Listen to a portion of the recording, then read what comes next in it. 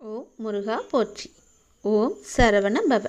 என் அன்பு குழந்தையே, எல்லோருடைய வாழ்விலும் மாற்றங்கள் வருகின்றன. சிலருக்கு கொஞ்சம் தாமதமாக இருக்கலாம். இப்போது உன் வாழ்விலும் நீ எதிர்பார்த்த மாற்றம் வரப்போகிறது. உன்னுடைய பல வேண்டுதலில் உன்னுடைய முதன்மையான வேண்டுதல் விரைவில் நடக்கப் போகிறது. அதற்கு நீ செய்ய வேண்டியது எல்லாம் அந்த விஷயத்தை குறித்து நேர்மறை எண்ணங்களை மனதில் எழுப்ப வேண்டும். அது நடக்கும் என்று நீ நம்ப வேண்டும். உனக்கு அந்த வேண்டிய ஒன்று நிச்சயமாகவே கைகளில் கிடைக்கும். கோவிலில் சாமி முன் இந்த முறைப்படி நீ பிரார்த்தனை செய்து வந்தால் நிச்சயம் நீ நினைத்தது நடக்கும். நமக்கு எப்பொழுது எந்த பிரச்சனை எந்த ரூபத்தில் வந்தாலும் நாம் அந்த பிரச்சனைகளை முடிக்கவும் அதிலிருந்து முழுமையாக விடுபட்டு வெளியே வருவதற்கும் நாம் செய்யும் முதல் காரியம் தெய்வத்திடம் சரணடைந்து பிரார்த்தனை செய்து நம் குறைகளை கூறி வேண்டிய வரங்களை பெற்றுக்கொள்வோம். அது மட்டும் இல்லாமல் நமது வாழ்க்கையில் செய்யும் சில சிறிய தவறுகளுக்கும் தெய்வத்திடம் சென்று அதற்கான பரிகாரங்களையும் செய்து புண்ணியத்தை தேடிக்கொள்வோம். ஆனால் கோவிலில் சாமியிடம் வேண்டுவதாக இருந்தாலும் பரிகாரம் செய்வதாக இருந்தாலும் அதற்கு ஒரு முறை இருக்கிறது. அந்த முறைப்படிதான் நாம் இறைவனிடம் வேண்ட வேண்டும். அப்படி வேண்டினால் கண்டிப்பாகவே அது நிறைவேற்றப்படும். அந்த முறைப்படி பரிகாரம் செய்தாலும் தெய்வம் அதை முழுமையாக ஏற்றுக்கொள்ளும். நாம் நம்பிக்கையுடன் செய்ய வேண்டும். அதனால் இன்று கோவிலில் தெய்வத்தின் முன் எப்படி பிரார்த்தனை செய்வது, எப்படி வேண்டுவது பற்றி தான் நாம் இப்போது சொல்லப் போகிறோம். கோவிலுக்கு சென்றால் தெய்வத்தின் முன் மண்டியிட்டு வேண்டு என்று நிறைய பேர் சொல்லி நாம் கேள்விப்பட்டிருப்போம். ஆனால் நம்மில் எத்தனை பேர் இந்த முறையில் தெய்வம் முன் மண்டியிட்டு வேண்டியுள்ளனர் என்பது நமக்கு தெரியாது.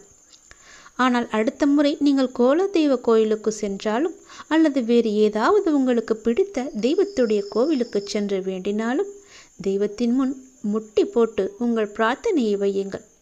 நீங்கள் தெய்வத்தின் சன்னிதானத்திற்கு முன்பு மண்டி போட்டு உங்கள் இரு கைகளையும் ஏந்தி உங்களுடைய பிரச்சனையை குறைகளை கடவுளிடம் சொல்லி வேண்டிய வரங்களை நீங்கள் பெற்றுக்கொள்ளுங்கள். இப்படி நீங்கள் முட்டி போட்டு வேண்டினால் தெய்வம் நாம் கேட்டதை உடனே கொடுக்கும் என சொல்லப்படுகிறது. இப்படி நீங்கள் எந்த தெய்வத்தின் கோவிலுக்கு சென்றாலும் முழங்கால் போட்டு மண்டியிட்டு உங்களின் இரு கைகளையும் ஏந்தி வேண்ட வேண்டும். உங்களுடைய வேண்டுதலை சீக்கிரமாகவே ஏற்றுக்கொள்வார். அதே நேரம் அந்த வேண்டுதல் சீக்கிரம் தெய்வத்தால் நிறைவேற்றியும் தரப்படும் என்பது காலம் காலமாக மக்களிடம் உள்ள நம்பிக்கை. அந்த நம்பிக்கை உங்களுக்குள்ளே இருக்க வேண்டும்.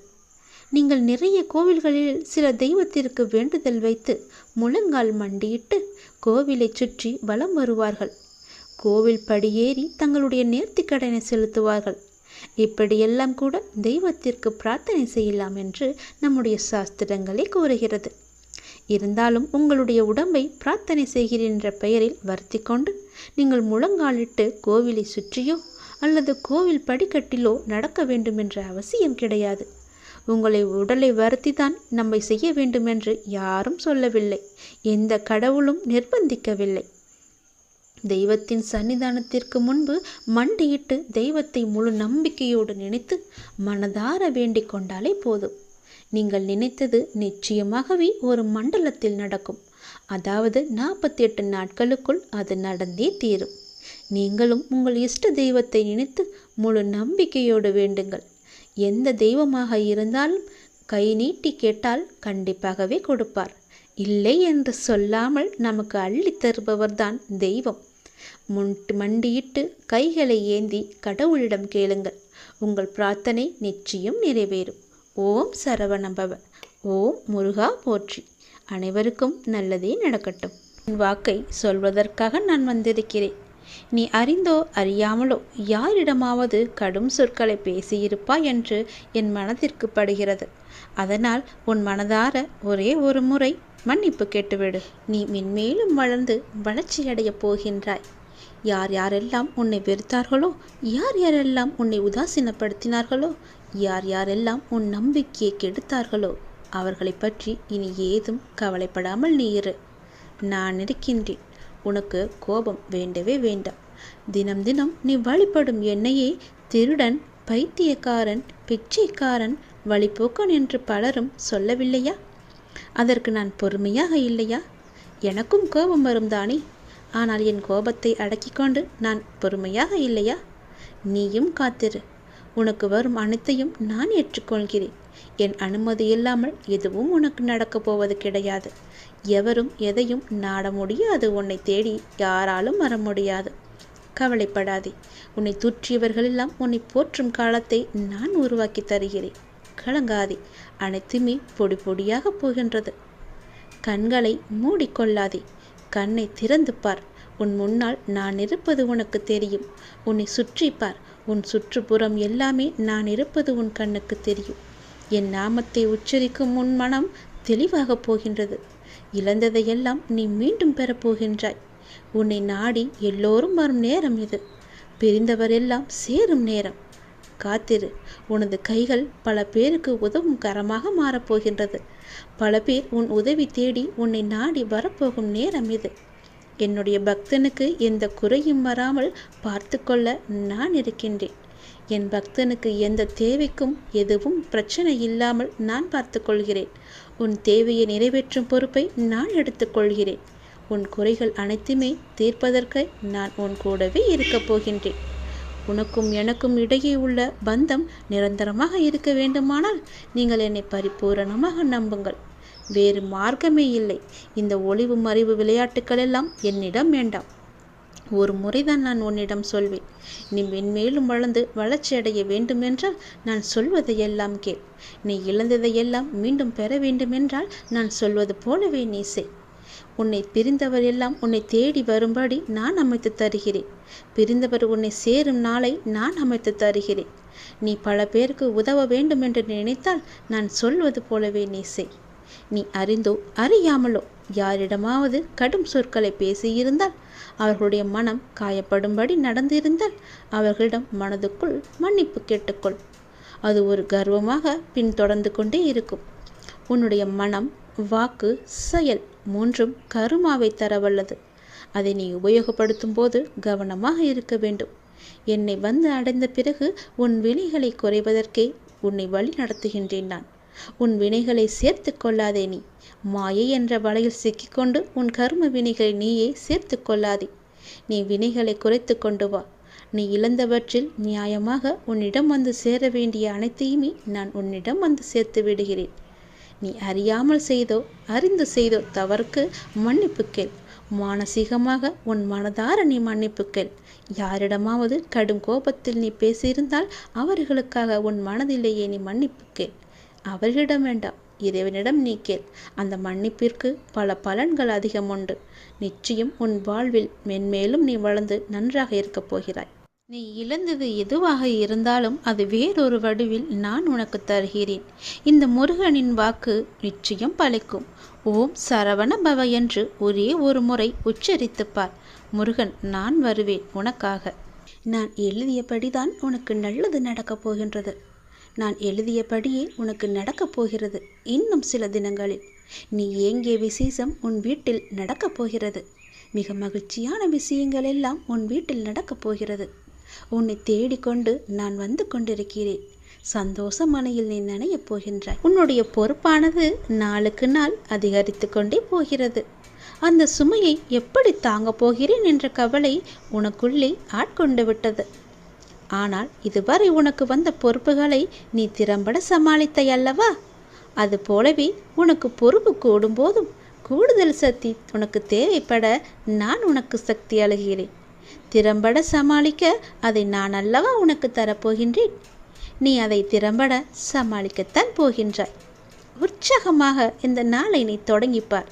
நான் உன்னோடு இருக்கும்போது எதுவும் எதற்காகவும் உன்னை நெருங்கி வராது. நான் பார்த்து கொள்கிறேன். உன் பொறுப்புகளையெல்லாம் நான் சுமக்கின்றேன். வாழ்வில் சில விஷயங்கள் கைமீறி போய்விட்டதாக நீ கவலைப்பட்டு கொண்டிருக்கின்றாய் அல்லவா? அது முற்றிலுமே தவறானது. அதிலிருந்து என்னால் மீள முடியாதா அப்பா? என் தலைவிதி அவ்வளவுதானா என நீ அச்சப்பட்டு கொண்டிருக்கின்றாய் அல்லவா? அது தேவையே இல்லாதது. உன்னுடைய அப்பா நான் இருக்கின்றேன். பிறகு ஏன் உனக்கு அச்சம்? அச்சம் எதற்காக?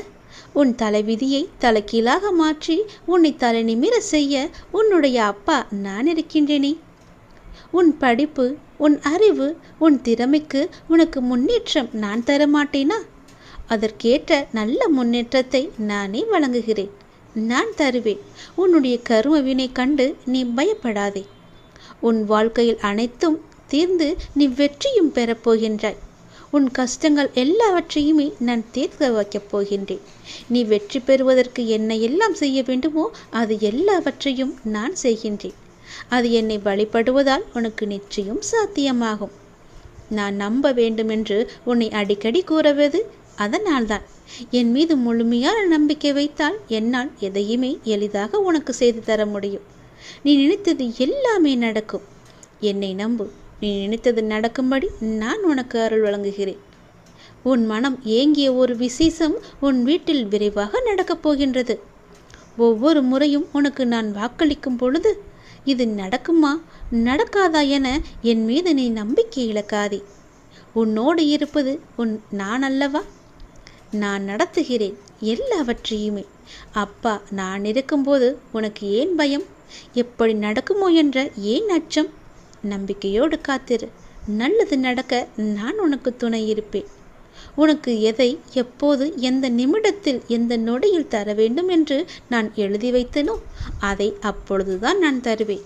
நான் எழுதியதை யாராலும் மாற்ற முடியாது.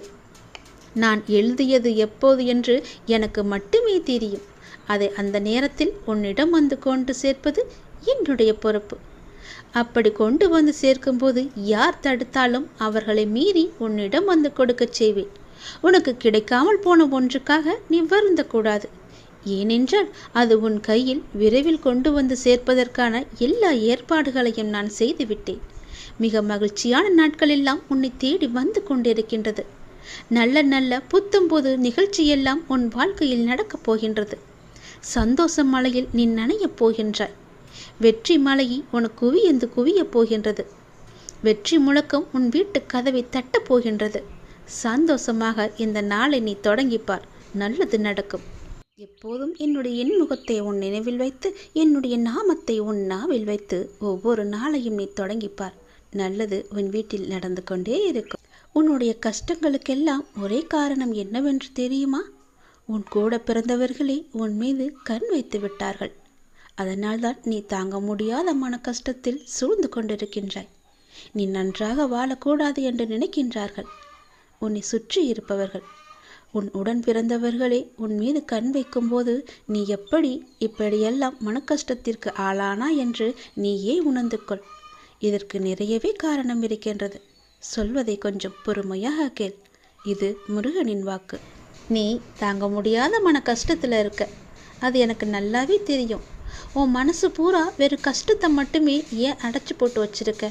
அதில் கொஞ்சமாவது சந்தோஷத்தை திணிச்சுப்பாரு. அப்படி இல்லைன்னா எப்போதோ நடந்த சந்தோஷத்தை கொஞ்சமாவது நினச்சிப்பாரு. அந்த மனம் சங்கடத்தில் இல்லாமல் கொஞ்சமாவது புன்சிரிப்போடு இருக்கும்படி நீ வச்சுக்கோ. உன்னுடைய சங்கடத்தெல்லாம் யார்கிட்டையாவது சொல்லி அழலான்னு நினச்சிக்கிட்டு இருக்க இல்லையா? அப்படி யாரும் உனக்கு கிடைக்கலன்னா என்கிட்ட வா. என்னிட்ட வந்து உனக்கு எப்படியெல்லாம் என்னென்ன சொல்லணுமோ எல்லாத்தையும் சொல்லி உன் மனசார சொல்லிட்டு போ. உன் மனசில் உள்ள எல்லாத்தையுமே நீ சொல்லு. நான் கேட்டுக்கிட்டே இருப்பேன்.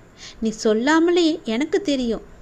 ஆனால் நீ சொன்னன்னு வச்சுக்கோயே, உன் மனசில் உள்ள பாரம் எல்லாம் முற்றிலுமாக குணமடைஞ்சிடும்.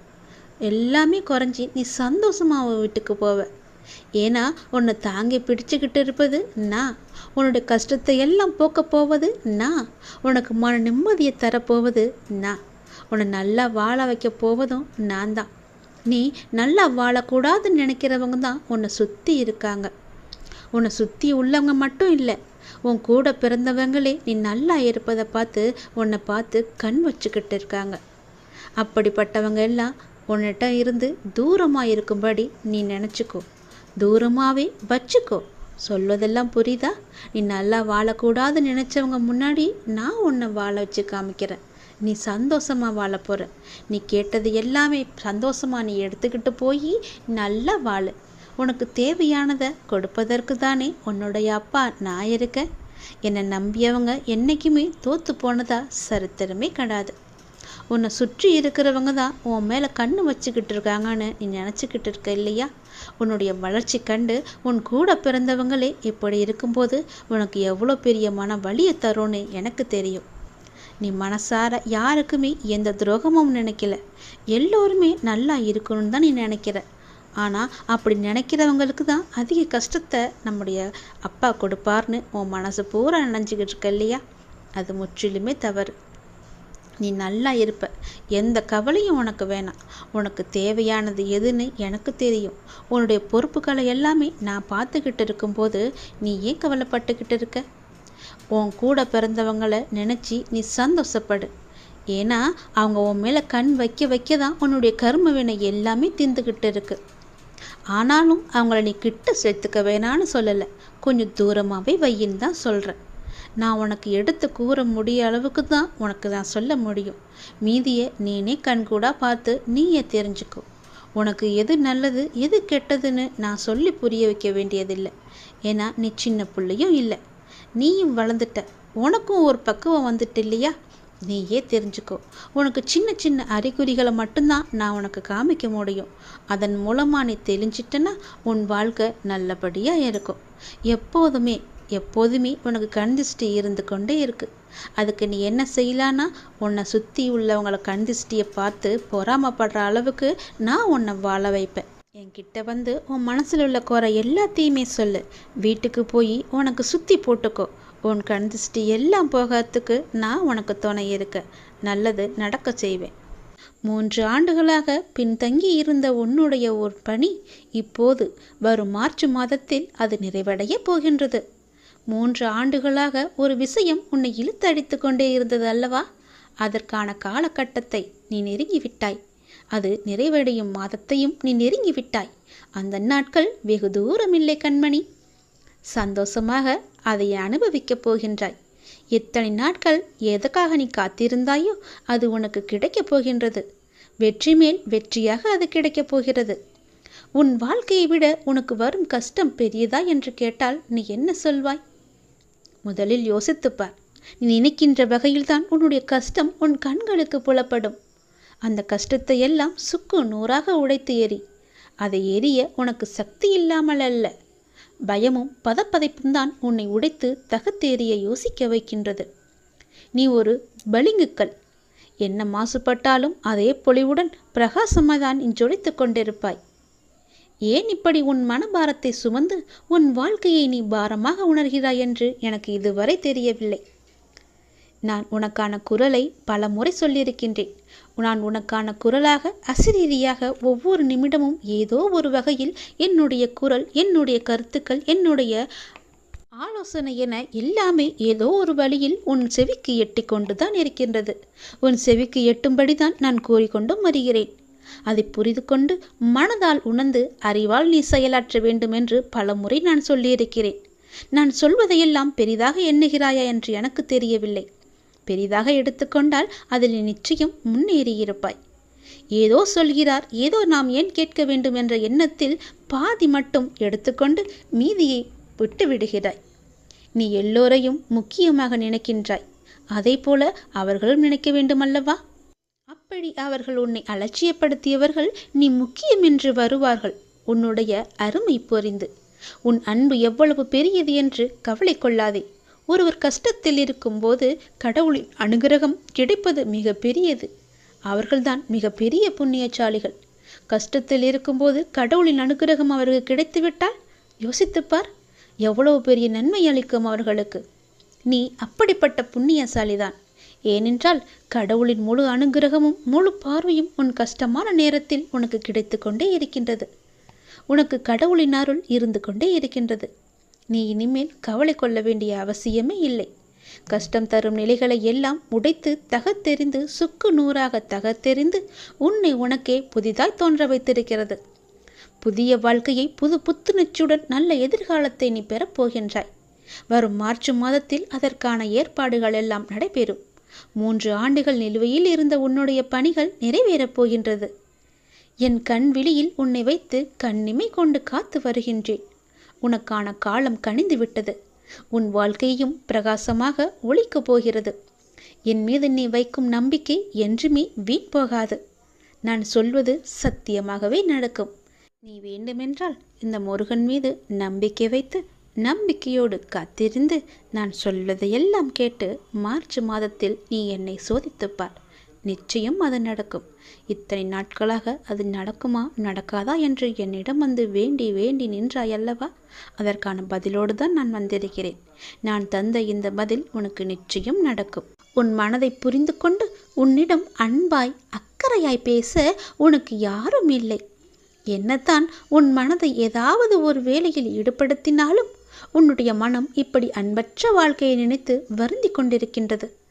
உன் மனதை உன்னை சுற்றி உள்ளவர்கள் புரிந்து கொள்ள நான் செய்கிறேன். நீ உன் தேவையை என்னிடம் சொல்லி புலம்பிக் கொண்டிருக்கின்றாய். நான் பார்த்து கொள்கிறேன். நான் நிச்சயமாக அனைத்தையும் மாற்றித் தருகின்றேன். உன் மனபாரங்கள் குறைந்து நீ மகிழ்வோடு வாழ்வாய். ஏனென்றால் நாளை உன் இல்லத்திற்கு நான் வரப்போகிறேன். என்னை நீ அழைப்பாயா? உனக்கான மங்கள வாக்கு ஒன்றை கூறப்போகிறேன். அதை ஏற்பாயா? மனதார ஒரு நொடி அலை. உன் மனக்கோவிலில் வந்து நான் அமர்ந்து விடுகிறேன். நம்பிக்கை இழக்காதே. எல்லாம் நன்மைக்கே. தடங்களுக்கு என்றுமே நீ வருந்தக்கூடாது. அதிலும் ஏதாவது ஒரு நன்மை இருக்கும் என்ற நம்பிக்கையோடு செயல்படு. கவலை கொள்ளாதே. இந்த நிலை கூடிய விரைவாகவே மாறப்போகிறது. அனைத்தையும் உனக்கு நான் சாதகமாக மாற்றி காமிக்கின்றேன். பயப்படாதே. எல்லாம் நன்மைக்கே என்று எடுத்துக்கொள். எது எப்படியோ எதிர்மறை எண்ணங்கள் தான் உன்னுடைய வாழ்விற்கு தடையாக இருந்தது என நீ புரிந்து கொண்டாய் அல்லவா? நானே உனக்கு புரிய வைத்திருக்கின்றேன். உன் நம்பிக்கைகள் குறுகிய வட்டமாகவே இருக்கின்றன. உன்னால் அதை கடந்து வெளியே செல்ல முடியாது என்று உன்னை நீயே குழப்பிக்கொண்டு இருந்தாய். இப்போது உணர ஆரம்பித்து விட்டாய் அல்லவா? அதிலிருந்து விடுபட நீ என்ன பயிற்சி செய்ய வேண்டும் என உனக்கு நான் வழிகாட்டுகிறேன். அதற்கு சிலர் உன்னை தேடி முன் வருவார்கள். அவர்கள் என்ன சொல்கிறார்களோ அது போலவே நீ செய். நீ இனி தடைகள் உடைத்து அனைத்திலும் வெற்றி பெறுவாய். பொருளாதார முன்னேற்றம் கிடைக்க வேண்டும் என்று நீ கடுமையாக போராடி வருகின்றாய். அதற்கான முயற்சிகளில் நீ ஈடுபட்டும் வருகின்றாய். அது உன்னை சுற்றி உள்ளவர்களுக்கு புரிவதில்லை என நீ கவலையும் படுகின்றாய். அது இப்போது அவர்களுக்கு புரிய வேண்டிய அவசியம் கிடையாது. நீ தொடர்ந்து முயற்சி செய்து முன்னேறி வா. உன் உழைப்புக்கேற்ற வெற்றி உன்னை தேடி நிச்சயம் வரும். அப்போது யாருக்கும் புரிய வேண்டுமோ அவர்களுக்கு புரியும். அதற்குள் நீ நம்பிக்கையோ பொறுமையோ நீ இழந்து விடாதே. நம்பிக்கையோடு பொறுமையாக செய். உனக்கான வெற்றி உன் கையில் இருக்கும். நிச்சயம் உன்னால் முடியும். நீ உயரங்களை நிச்சயமாகவே தொடுவாய். என் மீது உனக்கு அன்பும் அக்கறையும் ஆசையும் இருக்கிறதல்லவா? என் மீதான ஆசை உனக்கு உண்மை என்றால், என் மீதான நம்பிக்கை உனக்கு உண்மை என்றால் நிச்சயம் நீ செயல்படு. முயற்சி செய். உன் கையில் வெற்றி கிடைக்கும். அதற்கு நான் உறுதி தருகிறேன். நம்பிக்கையோடு செயல்படு. நிச்சயம் நல்லது நடக்கும். ஒரே ஒரு முறையாவது முருகா என்று என்னை மனதார நீ என்னை அழைத்து விடு. உன் மனக்கோவிலில் வந்து நான் அமர்ந்து விடுகிறேன். உன் இல்லத்திலேயே தங்கி விடுகிறேன். நானே உன் இல்லத்திற்கு வருவேன். என்னை உன் அன்பான கரம் கொண்டு என்னை உள்ளே அழைத்து போ. உனக்கான மங்கள வாக்கு, தெய்வீக வாக்கு, சத்திய வாக்கு ஒன்றையும் நான் கூறப்போகிறேன். அதை நீ கேட்பாய் என்று நான் நம்புகிறேன். என் பேச்சை நீ கேட்பாயா? உன் கரம் கொண்டு என்னை உள்ளே அழைத்து போவாயா? இந்த திருச்செந்தூர் முருகன் நிச்சயம் உனக்கு துணை இருப்பேன்.